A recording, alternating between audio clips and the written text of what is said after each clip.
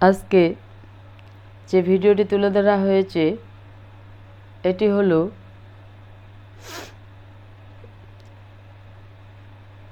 বিদেশ যাত্রায় বাধা, কফিলকে বশ করা, গ্রিন কার্ড পাওয়া, চাকরিতে প্রমোশন, ব্যবসায় বাণিজ্যে লাভবান হওয়া। আপনি ব্যবসা করতেছেন, আপনার ব্যবসা ডাউন খাচ্ছে, লাভবান হতে চান, তাহলে অবশ্যই আপনারা যোগাযোগ করবেন, পরামর্শ করবেন। চুক্তি ও কন্ট্রাক্টের মাধ্যমে নাম ও ঠিকানার উপরে কীভাবে ব্ল্যাক ম্যাজিক কালা জাদুর মাধ্যমে তদবির করা হয় এবং কালী সাধনের মাধ্যমে কিভাবে তদবির করা হয়, আপনারা অবশ্যই যোগাযোগ করবেন, পরামর্শ করবেন। চুক্তি ও কন্ট্রাক্টের মাধ্যমে নাম ও ঠিকানার উপরে কীভাবে অনেক মন্ত্রতন্ত্রের অধিকারী সাধনেই সিদ্ধ। আপনারা অবশ্যই যোগাযোগ করবেন, পরামর্শ করবেন এবং যারা আমার পাশাপাশি রয়েছেন আমার নিজ বাড়িতে আসার চেষ্টা করবেন। যারা দূর দূরান্তে রয়েছেন তারা অবশ্যই যোগাযোগ করবেন, পরামর্শ করবেন। চুক্তি ও কন্ট্রাক্টের মাধ্যমে কিভাবে নাম ও ঠিকানার উপরে তদবির করা হয়। তো কিছু কিছু দাদা ভাইয়েরা রয়েছে যে আপনারা কিছু দালালের চক করে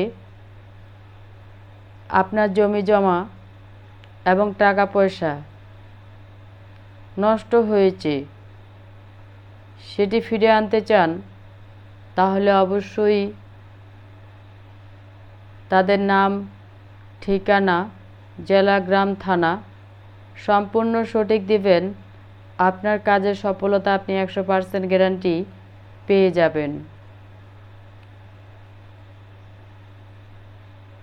আপনার বাড়িতে আপনার পিছনে শত্রু লেগেছে,